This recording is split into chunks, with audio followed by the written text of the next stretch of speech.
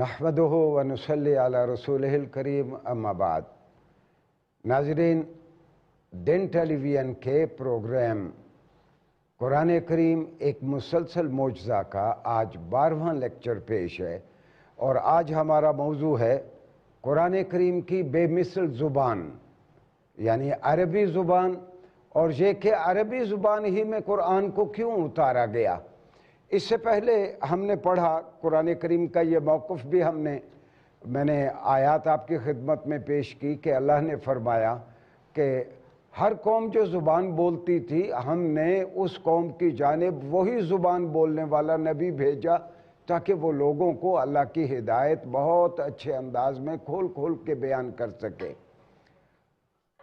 जब अल्लाह ने अब ये नबूवत का सिलसिला ख़त्म करना था तो आलमगीर पैगाम के लिए अरबी ज़ुबान का इंतखाब किया गया। आखिर अरबी ही का क्यों इंतखाब किया गया। हमने पढ़ा था, मैंने अर्ज़ किया था कि अरबी ज़ुबान उम्मुल अलसिना अस्सामिया, सामी ज़ुबानों की सेमेटिक लैंग्वेजेस की माँ है। सामी ज़ुबानें कौन सी हैं? हज़रत नूह अलैहिस्सलाम के 3 बेटे थे, साम, हाम और जाफिस। साम को अंग्रेज़ी में शेम कहते हैं, SHEM। ये जितने 3 बड़े मज़ाहिब हैं, जुडाइज़म है, क्रिश्चियनिटी है और इस्लाम है, ये तीनों सामी मज़ाहिब कहलाते हैं। ये इब्राहिमिक रिलीजन्स भी इनको कहते हैं। ये हज़रत साम की औलाद में आए। नाज़रीन, इस वक्त दुनिया में कोई 6500 के करीब छोटी बड़ी ज़ुबानें हैं। तकरीबन 6.25 अरब की आबादी, 6.5 अरब की आबादी कुर्रा अर्ज़ की 6500 के करीब ज़ुबानें बोलती हैं। ये छोटी बड़ी ज़ुबानें 6500 के करीब हैं। और ज़ुबानों के माहिरीन का कहना यह है कि इनमें से 4000 के करीब ज़ुबानें ऐसी हैं जो मर रही हैं और अब आखिरी सांस ले रही हैं। ये ज़ुबानों की उम्र कभी भी 300, 350, 250 साल से ज़्यादा नहीं होती। ज़ुबानों को उरूज मिलता है, आहिस्ता आहिस्ता उस ज़ुबान की जगह कोई दूसरी ज़ुबान आ जाती है। अरबी ज़ुबान एक वाहिद ज़ुबान है कि इसकी तकरीबन 2000 साल की हमारे पास तारीख़ है और अरबी ज़ुबान उसी हुस्न के साथ, उसी खूबी के साथ आज तक उसी तरह हमारे पास मौजूद है। मैंने इससे पहले अर्ज़ किया था कि इस्लामी तकवीम में और इससे पहले अरबों की तकवीम में, अरबों के कैलेंडर में उनके यहाँ भी 12 महीने थे। इन 12 महीनों में 4 महीने ऐसे थे जिनको हराम महीने कहते थे, बहुत एहतराम वाले महीने। इन 4 महीनों में अरबों के यहाँ कोई लड़ाई नहीं होती थी, ये अमन के महीने थे और सारी दुनिया से, मशरक़ बईद से, यूरोप से, शुमाल से, जुनूब से कबाइल आते, दीगर ज़ुबानें बोलने वाले आते और वो अरबों के साथ घुल मिल जाते। गोया मक्का उस वक्त एक कॉस्मोपॉलिटन और एक बैनुल अक़वामी शहर था, तो जिसमें दीगर ज़ुबानें बोलने वाले भी आते हैं। जब मुख्तलिफ़ ज़ुबानें बोलने वाले एक दूसरे के साथ उनका इंटरेक्शन होता है, इख्तिलात होता है, तो ज़ुबानें एक दूसरे से लफ्ज़ देती रहती हैं। हाँ, मुस्तशरिकीन ने, कुरान के दुश्मनों ने तो इसी फिनोमिने को अपने अंदाज में बयान करने की कोशिश की। मसलन आर्थर जेफरी एक बहुत बड़ा मुस्तशरिक है, उसने कुरान करीम के बारे में एक किताब लिखी, the foreign vocabulary of Quran. Quran के दीगर ज़ुबानों में इस्तेमाल होने वाले अल्फाज। उसका तो मुद्दा ये है कि आप सल्लल्लाहु अलैहि वसल्लम जब शाम का सफ़र किया या बाहर के लोगों से आपकी कभी कोई मुलाकात हुई तो आपने उनसे जो चीज़ें सीखी उनको कुरान में अरबी डिक्शन इख्तियार करते हुए बयान कर दिया। गोया आप सल्लम ने मुख्तलिफ़ उम्मतों से मालूमात इकट्ठी करके कुरान बना दिया। ऐसा नहीं है, ये एक निज़ाम फितरत है। ज़ुबानें एक दूसरे से लेती देती रहती हैं और जो लफ्ज़ अरबी में आके रच गया, अरबी औज़ान पे आ गया, वो फिर अरबी लफ्ज़ बन गया। बिल्कुल उसी तरह जिस तरह उर्दू ज़ुबान के कई लफ्ज़ अपने नहीं थे اور وہ انگریزی سے ہم نے لیے، آج ہم ان کو اردو الفاظ کے طور پر استعمال کر رہے ہیں۔ اسٹیشن ہے، اسپتال ہے، یا اس طرح یا کالج ہے، یہ اب ہم اردو میں بھی زبانیں ایک دوسرے سے لیتی دیتی رہتی ہیں۔ میں نے عرض کیا تھا کہ مثال کے طور پر قرآن کریم نے یہ لفظ استعمال کیے، زمحریر، فردوس، حریر۔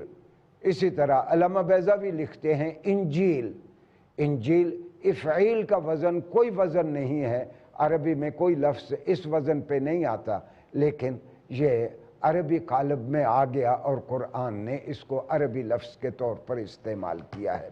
ناظرین گرامی، یہ ڈیوائن ڈیزائن تھا، گویا عربی زبان کو ایک تائید ایزدی حاصل تھی کہ سارے عرب ایک جگہ پہ اکٹھے ہوں، لا محالہ وہاں ایک ایسی زبان ڈیولپ ہوئی جس پر اصل چھاپ تو قریشی زبان کی تھی، لیکن ہم لغت کے طالب علم اس کو اللغہ العربیہ المشترکہ، دا کامن عربک لینگویج کہتے ہیں۔ گویا مکہ میں ایک ایسی زبان ڈیولپ ہوئی کہ جس میں دیگر قبائل کے لہجوں کے بھی محاسن موجود تھے، جس میں فارن ووکیبلری بھی تھی، اور یہ صدیوں تک یہ معاملہ چلتا رہا۔ یہی ڈیوائن ڈیزائن تھا کہ عربی زبان کو ایسے حالات مہیا کیے جائیں کہ انجام کار یہ زبان عالمگیر پیغام کا ویکل بن سکے، اس کا مرکب بن سکے۔ عربی زبان کو ڈیولپ ہونے کے لیے جو حالات مہیا ہوئے، دنیا میں آج تک کسی اور زبان کو مہیا نہیں ہوئے۔ ناظرین گرامی، یہاں میں یہ بھی آپ کو یاد دلا دوں کہ اس وقت عربی کم و بیش 2000 سال پرانی ہے۔ ہمارے پاس آپ صلی اللہ علیہ وآلہ وسلم 571 عیسوی میں آپ کی ولادت بسعادت ہوئی، اس سے کم و بیش 250 سال پہلے کی عربی نثر ہمارے پاس موجود ہے۔ آپ صلی اللہ علیہ وسلم کے دنیا میں جلوہ گر ہونے سے 250-300 سال پہلے کی جو نثر ہے، وہ 100% آج کے عربی ڈکشن میں ہے۔ کوئی یہ نہیں کہہ سکتا کہ یہ کلاسیکل عربک ہے۔ میں نے عرض کیا تھا کہ عربی میں نہ کلاسیکل ہے نہ ماڈرن ہے، عربی تو ایک دائمی زبان ہے۔ ہاں، وقت گزرنے کے ساتھ، سوشو کلچرل کنڈیشنز بدلنے کے ساتھ، میں نے عرض کیا تھا کہ مثال کے طور پر جب جہاز نہیں تھا، جہاز کے لیے بھی کوئی ایکویولنٹ کوئی لفظ نہیں تھا، جہاز کے ٹیک آف کے لیے، جہاز کی لینڈنگ کے لیے کوئی لفظ نہیں تھا، لیکن جب یہ نئی چیزیں ہمارے معاشرے میں آتی گئیں ہماری زندگی میں، تو ہم عربی میں نئے لفظ اختراع کرتے گئے، لیکن جو عربی دائمی ہے اس کا سبب یہ ہے کہ عربی میں جتنے الفاظ بھی تخلیق کیے جاتے ہیں وہ کسی نہ کسی وزن پہ تخلیق کیے جاتے ہیں اور کسی نہ کسی میٹر پر ہوتے ہیں، اور وہ سارے کے سارے میٹر ہم قرآن کریم سے لیتے ہیں۔ لہٰذا جب بھی عربی میں ترقی ہوتی ہے، وہ دراصل قرآن کی زبان ہی کی ایک طرح ایکسٹینشن ہوتی ہے۔ ناظرین گرامی، اللہ کا ایک اپنی سنت اور اللہ کا نظام ہے۔ اللہ تعالیٰ جب بھی کسی نبی کو مبعوث کرتے، اس قوم میں جس چیز کا چلن ہوتا، اس نبی کو ویسا ہی معجزہ دیا جاتا۔ مثال کے طور پر حضرت موسیٰ علیہ السلام کے زمانے میں جادوگروں کا بڑا رواج تھا۔ ہر محلے میں، ہر گلی میں کوئی نہ کوئی تکڑا اور زبردست جادوگر تھا، اور وہ جادوگر ایسے تھے کہ زمین پر رسی پھینکتے وہ سانپ بن کے چلنا شروع ہو جاتی۔ آپ علیہ السلام کو، حضرت موسیٰ علیہ السلام کو ایسا معجزہ دیا گیا کہ وہ سارے جادوگر چپ ہو کے بیٹھ گئے۔ انہیں سمجھ آ گئی کہ یہ جادوگر کا کلام نہیں ہے، یہ اللہ کی جانب سے ان کو ودیت کی گئی صلاحیت ہے کہ یہ اپنا عصا پھینکتے ہیں اور ان کا عصا بہت اجدہا اژدہا بن کے ہمارے سارے چھوٹے چھوٹے سپولیوں کو، ہمارے سانپوں کو کھا جاتا ہے۔ اسی طرح حضرت عیسیٰ علیہ السلام کے زمانے میں اطباء بہت اچھے تھے۔ حضرت عیسیٰ علیہ السلام کے زمانے میں دور سے آتا ہوا ایک مریض دیکھ کے طبیب کہہ دیتا، اس کا جگر ٹھیک کام نہیں کرتا، اس کا دل ٹھیک کام نہیں کرتا، اس کے فلاں اعضائے رئیسہ میں کمزوری ہے۔ اور اس زمانے میں حضرت عیسیٰ کو کیسا معجزہ دیا گیا، آپ مر جانے والے کو کہتے قم بِإِذْنِ اللہ، اللہ کے حکم سے کھڑے ہو جاؤ، اور وہ مردہ زندہ ہو جاتا۔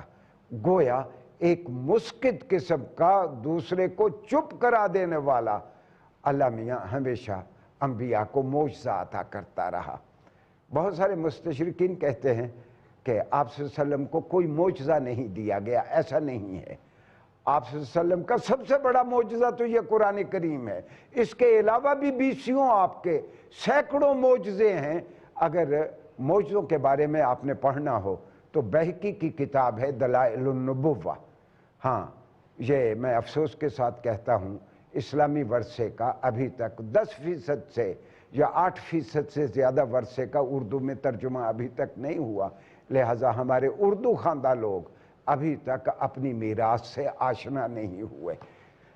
میں جس طرح عرض کر رہا ہوں کہ یہ قرآن کریم از خود ایک بہت بڑا معجزہ ہے۔ جب آپ صلی اللہ علیہ وسلم پہ سورہ کوثر اتری، میں نے اس سے پہلے بھی عرض کیا تھا، تو عربوں کا طریقہ یہ تھا کہ جب ان پہ ان سے بہت اچھا قصیدہ سرزد ہوتا اور وہ عکاظ کے میلے میں یا دیگر جو ان کے درمیان ادبی کمپٹیشنز ہوتے تو اس میں جو پہلے نمبر پہ قصیدہ رہتا، احتراماً اس قصیدے کو بیت اللہ کے پردوں کے ساتھ آویزاں کر دیا جاتا۔ آپ پہ سورہ کوثر نازل ہوئی، اعوذ باللہ من الشیطان الرجیم، بسم اللہ الرحمن الرحیم، اِنَّا أَعْطَيْنَاكَ الْكَوْثَرَ فَصَلِّ لِرَبِّكَ وَانْحَرْ إِنَّ شَانِئَكَ هُوَ الْأَبْتَرُ۔ تو آپ نے ایک صحابی سے کہا اسے ایک کاغذ پہ لکھ کے یا کسی چیز پہ لکھ کے بیت اللہ کے ساتھ آویزاں کر دو۔ آویزاں کر دی گئی۔ ایک بہت بڑا شاعر جس نے یہ کلام پڑھا، اس کو پڑھتے ہی اندازہ ہو گیا کہ یہ کسی انسان کا کلام نہیں ہے۔ اسی آہنگ میں اس نے چوتھی لائن ساتھ بڑھا دی، ھذا لیس بکلام البشر۔ میں نے اس سے پہلے بھی عرض کیا تھا کہ قرآن کے یہ سارے دشمن تھے، آپ کے بھی دشمن تھے، مشرکین مکہ قرآن کے بھی دشمن تھے، یہ عتبہ ہو، شیبہ ہو، ولید ہو، یا پھر ابو جہل ہو، ابو لہب ہو۔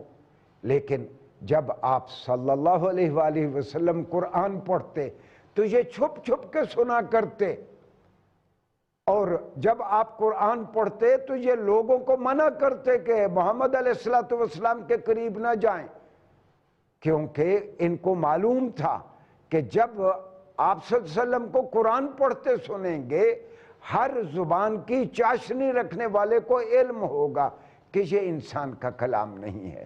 اور آپ حیران ہوں گے کہ اللہ نے کہا کہ جب قرآن پڑھا جاتا ہے اور جس کو قرآن سمجھ آتا ہے، اگر مثال کے طور پر عذاب کی آیات پڑھی جا رہی ہیں یا دوزخ کا منظر بیان کیا جا رہا ہے، اس کے بارے میں قرآن نے کہا الذین اذا ذکر اللہ وجلت قلوبہم۔ جب اللہ کی شان کا تذکرہ ہوتا ہے تو لوگوں کے دل دہل جاتے ہیں۔ حقیقت یہ ہے کہ اگر قرآن سمجھ آتا ہو تو پھر یہ قرآن اور طرح آپ سے مخاطب ہوتا ہے۔ میں نے پہلے بھی عرض کیا تھا، سب سے زیادہ پڑھی جانے والی کتاب ہے، لیکن بغیر سمجھے پڑھی جاتی ہے۔ قرآن کریم کو عربی میں کیوں اتارا گیا، اس کے بارے میں قرآن نے خود کئی جگہ پہ قرآن نے کہا۔ مثال کے طور پر قرآن نے فرمایا کہ اِنَّا أَنزَلْنَاهُ قُرْآنًا عَرَبِيًّا لَعَلَّكُمْ تَعْقِلُونَ۔ ہم نے قرآن کو عربی میں اتارا تاکہ تم اس کو ٹھیک طور پر سمجھ سکو۔ قرآن نے کہا کہ قرآنًا عربیًا غیر ذی عوج، ہم نے عربی زبان میں ایسا قرآن اتارا جس میں کوئی جھول نہیں ہے، جس میں کوئی کمی نہیں چھوڑی ہم نے۔ پھر قرآن نے کہا ھذا لسان عربی مبین، یہ ہم نے ایسی عربی زبان میں اتارا ہے جو بہت واضح اور یہ منجھی ہوئی زبان ہے، منجھی ہوئی سلیس زبان ہے، بہت آسان پیرائے میں بڑے بڑے مضامین آسانی سے بیان ہو جاتے ہیں اس زبان میں۔ میں یہ عرض کروں سامعین گرامی، قرآن کریم نے لفظوں کا کاروبار نہیں کیا۔ قرآن کریم میں کہیں جسے انگریزی میں آپ وربوسٹی کہتے ہیں، بڑے بڑے لفظ استعمال کرنے، قرآن نے یہ انداز اختیار نہیں کیا۔ بہت سادہ اور سلیس انداز میں کوئی مبالغہ نہیں کروں گا کہ اگر میں یہ کہوں کہ قرآن کریم جس کو انگریزی میں کہتے ہیں ویل ورکڈ آن، ایک منجھی ہوئی زبان میں قرآن کو اتارا گیا ہے۔ ایک عام آدمی تھوڑی سی رد و قدح کے بعد قرآن کی عربی سمجھنے لگتا ہے، اور ہم برصغیر پاک و ہند کے لوگ، اور خاص طور پر وہ لوگ جو مشرقی زبانیں یہاں کی بولتے ہیں اور اردو جانتے ہیں، ہمارے لیے تو عربی سیکھنا بہت آسان ہے۔ جب میں اردو آپ کے ساتھ بول رہا ہوں، کم و بیش میں اردو بولتے ہوئے 60% الفاظ عربی کے استعمال کر رہا ہوں۔ وکیبلری اور ذخیرہ الفاظ اردو میں زیادہ عربی کا ہے، ہاں ترکیبیں زیادہ فارسی سے لی گئی ہیں۔ اور کوئی بھی زبان آپ نے سیکھنی ہو تو دو ہی چیزیں درکار ہیں، ایک آپ کے پاس خاصا ذخیرہ الفاظ ہو، دوسرا آپ کو وہ ٹیکنیک آتی ہو کہ جو الفاظ آپ کو آتے ہیں اس کو میننگ فل بامانی جملے کی صورت آپ کیسے دیں۔ ہمارے لیے عربی پڑھنا بہت آسان ہے، ہم نے اس جانب توجہ نہیں دی آج تک۔ ناظرین گرامی، قرآن کا ایک اور کمال یہ ہے کہ گزشتہ 1400 سال ہونے کو آئے قرآن کو اترے، آج تک قرآن استشہاد لغوی کے لیے بنیادی سورس ہے۔ استشہاد لغوی کیا ہے؟ انگریزی میں اس کو سائٹیشن کہتے ہیں، citation, linguistic citation. Linguistic citation سے مراد یہ ہے اگر کسی لفظ کے معنی کا تعین کرنا ہے، سب سے پہلے ہم یہ دیکھتے ہیں کہ قرآن نے اس لفظ کو کن معنی میں باندھا ہے۔ میں اس کو ایک پنجابی مثال سے میں اس کو ایک واضح کرتا ہوں، تب آپ کو بات اچھی طرح سمجھ آئے گی۔ مثال کے طور پر آپ ایک مصرع سنتے ہیں کہ سامل موڑ مہاروے۔ یہ سامل کون ہے؟ یہ سامل کسی علاقے کا سیاسی رہنما ہے، گورنر ہے، وزیر ہے۔ کون ہے سامل؟ یہ ہمیں تب پتہ چلے گا جب جس زبان میں خواجہ فرید نے کوٹ مٹھن میں سامل کو بلایا ہے کہ سامل موڑ مہاروے، وہ سامل اس زبان میں کس کے لیے استعمال کر رہا ہے؟ تو یہ اس کو ہم شاہد کہتے ہیں، اس پورے عمل کو استشہاد لغوی کہتے ہیں۔ جب ہم سرائکی پڑھتے ہیں تب ہمیں پتہ چلتا ہے کہ سامل محبوب کو کہا جاتا ہے۔ عربی زبان میں کسی لفظ کے مفہوم کا تعین کرنا ہو، اس کی امپورٹ کا، اس کی نیوئنسز کا، اس کے مفہوم کا تعین کرنا ہو، تو پھر ہم قرآن کی جانب رجوع کرتے ہیں۔ اور گزشتہ 1450 سال سے عربی زبان قرآن کے جلوں میں چل رہی ہے، لفظوں کے وہی معنی مراد لیے جا رہے ہیں جو قرآن نے ہمیں بتائے ہیں۔ اس کے علاوہ قرآن کی ایک اور بڑی بنیادی حیثیت ہے۔ قرآن میں جتنے بھی الفاظ ہیں، جیسے میں نے عرض کیا کہ ہر لفظ کسی نہ کسی خاص میٹر پہ ہے۔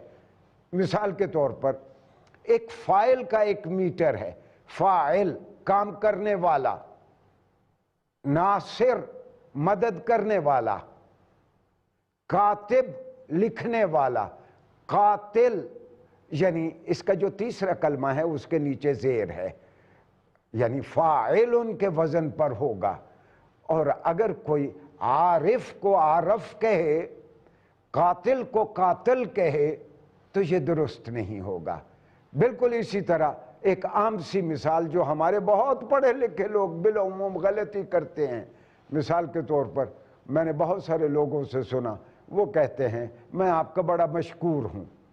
بھئی شکر کرنے والا شاکر، اور جس کے اوپر کام واقع ہو، جو مفعول ہو، وہ مقتول ہے، مکتوب ہے، منصور ہے، جس کی مدد کی جائے۔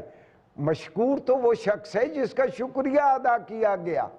اور اردو میں ہم پڑھے لکھے لوگوں سے سنتے ہیں میں آپ کا بڑا مشکور ہوں۔ ایسا نہیں ہے، میں آپ کا بڑا شکر گزار ہوں، چونکہ شاکر کا لفظ اردو میں اس طرح رواج نہیں پا سکا۔ تو یہ بالکل الٹ معنوں میں ہم مشکور اردو میں استعمال کرتے ہیں۔ اگر ہمیں بنیادی عربی کے قواعد آ جائیں جو کہ بہت آسان ہیں، میرے پاس تو اگر کوئی بچہ عربی پڑھنے آتا رہا 5 مہینے میں وہ ٹھیک عربی بولنے لگتا تھا۔ یہی اس زبان کا کمال ہے۔ ہاں، ہمیں مدارس عربیہ میں بھی عربی پڑھانے کی ٹیکنیک بدلنی چاہیے کہ یہ جلدی اس کو لوگ اس زبان کو بولنے لگیں۔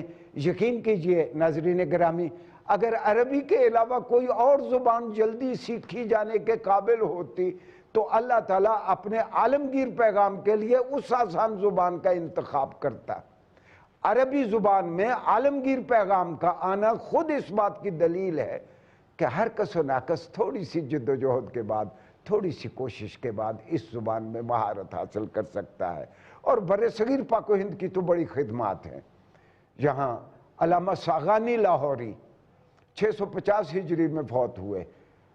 عربی زبان کی سب سے بڑی ڈکشنری العباب الزاخر ایک لاہور کے رہنے والے کی لکھی ہوئی ہے۔ ہماری تاریخ بڑی درخشاں ہے، یہاں بڑے بڑے عربی لکھنے والے بھی پیدا ہوئے۔ ناظرین گرامی، ایک اور چیز جس کی جانب میں اشارہ ضرور کرنا چاہوں گا کہ مستشرقین کی کوشش ہے کہ 22 عربی ممالک ہیں۔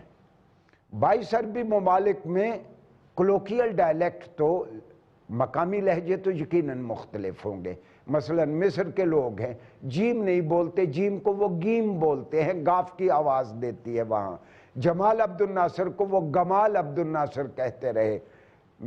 مستشرقین کی کوشش رہی کہ ان 22 ریاستوں میں ہم ایسا کام کریں کہ ہر علاقے کے لوگوں کو کہیں تو تمہاری زبان یمن کی زبان سے اچھی ہے، تمہاری زبان سعودیہ کی زبان سے اچھی ہے، مصر کی زبان سے اچھی ہے، تاکہ 22 چھوٹی بڑی عرب ریاستوں کی کئی زبانیں ہو جائیں۔ اب تک 22 چھوٹی بڑی عرب ریاستوں میں لکھی جانے کی ایک ہی زبان ہے اور وہ قرآن کریم کی زبان ہے۔ آپ حیران ہوں گے، school of oriental and African studies کا بہت بڑا پروفیسر ہے ووڈ، یونیورسٹی آف لندن کا ہے، یہ بہت اہم اسکول ہے لندن میں، school of oriental and African studies. اس کا ایک پروفیسر ہے ووڈ، اس کی عربی ڈکشنری پہ ایک بہت بڑی کتاب ہے عربک لیکزیکوگرافی، کہ عربی میں لغت نویسی کیسے ہے۔ وہ 20 سال کے قریب یمن میں بیٹھا رہا اور یمنیوں کو بتاتا رہا کہ تمہاری زبان باقی زبانوں سے الگ ہے، اس کو الگ علمی زبان کے طور پر ڈیولپ کریں۔ اور عرب اس طرح باہم تقسیم نہیں ہو سکے۔ میں آخری بات یہ عرض کروں گا کہ پورے عالم اسلام کے لوگ اور طرح سوچتے ہیں، ان کے حکمران اور طرح سوچتے ہیں، سبھی قرآن سے پیار کرتے ہیں، سبھی قرآن کی زبان سے محبت کرتے ہیں، سبھی اپنے اپنے مفادات کے لیے قرآن کا نام لیتے ہیں، لیکن ابھی تک قرآن کو کسی دل والے نے ڈھنگ سے اپنے اپنے علاقوں میں پڑھانے کی کوشش نہیں کی۔ ناظرین، میں آپ کو یاد دلانا بھول نہ جاؤں، میں پھر ایک بار وہ مشہور ڈکٹم یا کہاوت جو آج سارے لغت دان جانتے ہیں میں دہرا دیتا ہوں، لولا القرآن لما كانت العربیہ۔ اگر قرآن کریم نہ ہوتا تو عربی بھی آج باقی نہ ہوتی، جس طرح دنیا کی بڑی بڑی زبانیں قصہ پاری نہ ہوتی، عربی بھی مر چکی ہوتی۔ عربی اس لیے زندہ ہے کہ اس کو قرآن جیسی کتاب مہیا ہے۔ والسلام علیکم ورحمۃ اللہ وبرکاتہ۔